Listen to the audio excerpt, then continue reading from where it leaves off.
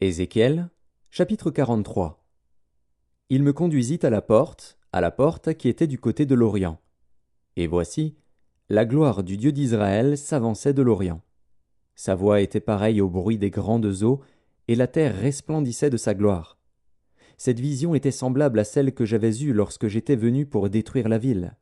Et ces visions étaient semblables à celles que j'avais eues près du fleuve du Kébar. Et je tombai sur ma face. La gloire de l'Éternel entra dans la maison par la porte qui était du côté de l'Orient. Alors, l'Esprit m'enleva et me transporta dans le parvis intérieur. Et voici, la gloire de l'Éternel remplissait la maison. J'entendis quelqu'un qui me parlait depuis la maison, et un homme se tenait près de moi. Il me dit, « Fils de l'homme, c'est ici le lieu de mon trône, le lieu où je poserai la plante de mes pieds. J'y habiterai éternellement au milieu des enfants d'Israël. La maison d'Israël et ses rois ne souilleront plus mon saint nom par leur prostitution et par les cadavres de leurs rois sur leur haut lieu. Ils mettaient leur seuil près de mon seuil, leur poteau près de mes poteaux, et il n'y avait qu'un mur entre moi et eux. Ils ont ainsi souillé mon saint nom par les abominations qu'ils ont commises. C'est pourquoi je les ai consumés dans ma colère. Maintenant ils éloigneront de moi leur prostitution et les cadavres de leurs rois, et j'habiterai éternellement au milieu d'eux. Toi, fils de l'homme, montre ce temple à la maison d'Israël, qu'ils en mesurent le plan, et qu'ils rougissent de leurs iniquités. S'ils rougissent de toute leur conduite, fais-leur connaître la forme de cette maison, sa disposition, ses issues et ses entrées, tous ses desseins et toutes ses ordonnances, tous ses desseins et toutes ses lois. Mets-en la description sous leurs yeux, afin qu'ils gardent tous ses desseins et toutes ses ordonnances, et qu'ils s'y conforment dans l'exécution. Telle est la loi de la maison. Sur le sommet de la montagne, tout l'espace qu'elle doit occuper est très saint.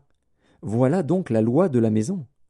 Voici les mesures de l'autel, d'après les coudées dont chacune était d'un palme plus longue que la coudée ordinaire. La base avait une coudée de hauteur et une coudée de largeur, et le rebord qui terminait son contour avait un empan de largeur. C'était le support de l'autel. Depuis la base sur le sol jusqu'à l'encadrement inférieur, il y avait 2 coudées et une coudée de largeur. Et depuis le petit jusqu'au grand encadrement, il y avait 4 coudées et une coudée de largeur. L'autel avait 4 coudées, et 4 cornes s'élevaient de l'autel. L'autel avait 12 coudées de longueur, 12 coudées de largeur, et formait un carré par ses 4 côtés. L'encadrement avait 14 coudées de longueur sur 14 coudées de largeur à ses 4 côtés. Le rebord qui terminait son contour avait une demi-coudée. La base avait une coudée tout autour, et les degrés étaient tournés vers l'Orient. Il me dit, « Fils de l'homme, ainsi parle le Seigneur, l'Éternel.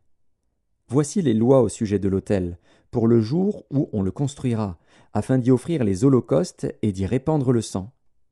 Tu donneras aux sacrificateurs, aux Lévites, qui sont de la postérité de Tsadok et qui s'approchent de moi pour me servir, dit le Seigneur, l'Éternel, un jeune taureau pour le sacrifice d'expiation. Tu prendras de son sang, et tu en mettras sur les 4 cornes de l'autel, sur les 4 angles de l'encadrement et sur le rebord qui l'entoure. Tu purifieras ainsi l'autel et tu en feras l'expiation. Tu prendras le taureau expiatoire, et on le brûlera dans un lieu réservé de la maison, en dehors du sanctuaire. Le second jour, tu offriras en expiation un bouc sans défaut. On purifiera ainsi l'autel, comme on l'aura purifié avec le taureau. Quand tu auras achevé la purification, tu offriras un jeune taureau sans défaut, et un bélier du troupeau sans défaut. Tu les offriras devant l'Éternel. Les sacrificateurs jetteront du sel sur eux, et les offriront en holocauste à l'Éternel. Pendant 7 jours, tu sacrifieras chaque jour un bouc comme victime expiatoire. On sacrifiera aussi un jeune taureau et un bélier du troupeau, l'un et l'autre sans défaut. Pendant 7 jours, on fera l'expiation et la purification de l'autel, on le consacrera. Lorsque ces jours seront accomplis, dès le 8e jour et à l'avenir, les sacrificateurs offriront sur l'autel vos holocaustes et vos sacrifices d'action de grâce.